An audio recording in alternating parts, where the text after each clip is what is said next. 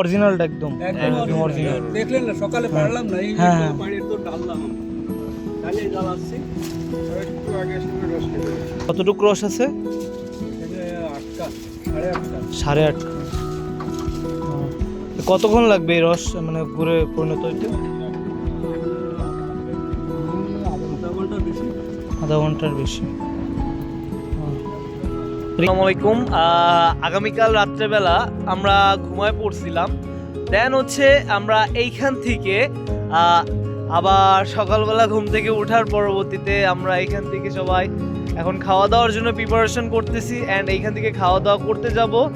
আর সব থেকে যে বড় বিষয়টা যেটা আসলে বলা ছিল, এই যে সে আমার তাঁবুটা, মানে আমরা যেখানে আসলে এখানে স্টে করছিলাম, এইটা হচ্ছে সেই তাঁবু। এটা কালকে রাত্রে বানানো হয়েছিল, রাত্রেবেলা যেহেতু অনেক কালো ছিল এই জন্য দেখাইতে পারিনি আমরা। অ্যান্ড আশেপাশে পরিবেশটা দেখলে হয়তো বা বুঝতে পারবেন যে কত সুন্দর একদম নিরিবিলি পরিবেশ। এখন এইখানটা একদম ঝামেলা মুক্ত একটা পরিবেশ, নিরিবিলি। অ্যান্ড সব থেকে চমৎকার বিষয়টা হচ্ছে কি, সকালবেলা যখন আমরা এখানে ঘুম থেকে উঠলাম তখন এখানে দেখলাম একটা নৌকা আছে। এই নৌকাটা হচ্ছে হলো হয়তো দেখতে পাচ্ছেন, এই যে এই নৌকাটা সকালবেলা দেখতেছি যে 6টার সময় আসছে। অ্যান্ড 6টার সময় আসার পরবর্তীতে সে হচ্ছিল মাছ ধরছিল অ্যান্ড মাছ বাছাই করছিল। এখানে খুবই সুন্দর সুন্দর আপনি ছবিও তুলতে পারবেন। প্লাস হচ্ছে গিয়ে আমি যদি আরও বলি যে এইখানটার একদম ইউনিক একটা প্লেস। আর সামনে আরও কিছু দেখলাম যে আরও গাছ আছে, আর এই গাছটা আমার কাছে সব থেকে অনেক সুন্দর লাগছে। ওইখানে ছবি তোলার জন্য মনে হচ্ছে, ওখানে যখন ছবি তুললাম তো ওইখানটা এরকম মনে হচ্ছিল যে ওইখানে আমি একটা সমুদ্র সৈকতের পাশে আসছি। পিছনটা দেখলেও আপনি বুঝতে পারবেন যে এতটা সুন্দর, মানে বলে আর কি ভাষায় বোঝানো সম্ভব না। আর এই যে গাছটা আমার পিছনে, এই গাছটা আমার কাছে লাগছে চরম, কারণ এই গাছটা তল থেকে আসতে হলে মাথায় পাতাটা বাঁধে। আর সব থেকে যে মজার বিষয় আরও একটা জিনিস, যে এখানে একটা জিনিস দেখা গেছে, সেটা হচ্ছে হলো যেহেতু এটা গ্রামের ভিতরে, এটা আপনি এখান থেকে দেখতে পাবেন।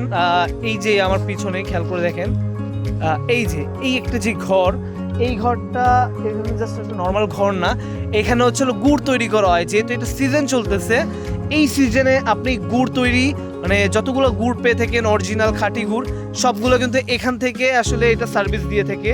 প্লাস আজকে একটা হতাশাজনক বিষয় হচ্ছে হলো, আমরা রাত্রেবেলা যেহেতু লেট করে ঘুমাইছি, সেক্ষেত্রে আমাদের উঠতে লেট হয়ে গেছে, সেজন্য আমাদের এরকম ধরনের খেজুর গাছ থেকে আর রস খাওয়া হলো না। বাট আমরা চেষ্টা করতেছি যে খেজুরের রস কোথায় পাওয়া যায় কিনা অরিজিনালটা।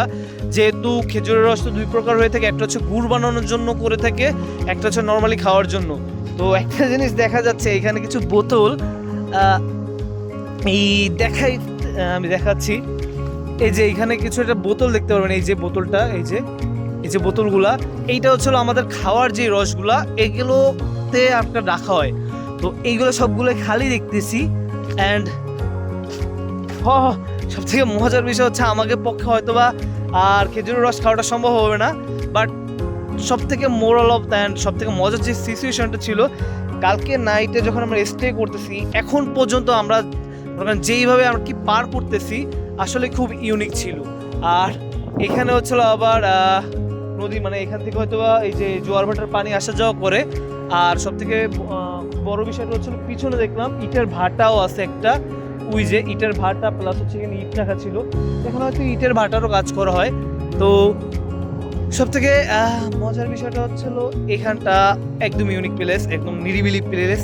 এখানে আপনি চাইলেও খুব সুন্দরভাবেই আপনি ঘুরতে পারেন আপনার ফ্রেন্ড সার্কেল নিয়ে ওয়ান নাইট স্টে করতে পারতেছেন খুব সুন্দরভাবে। আপনাকে এসে কেউ ডাকও নিচ্ছে না, নিরিবিলি পরিবেশ। এবং যদি এই ঠিকানাটা সম্বন্ধে আবারও আপনারা না জানেন বা না জানতে পারেন, সেক্ষেত্রে হচ্ছে আমি আবার পুনরায় এটা আমি কমেন্ট বক্সে আমি এটা পিন করে দিব, অথবা আমাদের ডিসক্রিপশন বক্সে আমি এইটার সম্পূর্ণটা আমি আপনাকে দিয়ে দিব। তো এখনও ভিডিওটা শেষ হয়নি, যেহেতু প্রাকৃতিক এরিয়া আছি, সেহেতু আপনি প্রাকৃতিক ভিউটা দেখতে থাকেন।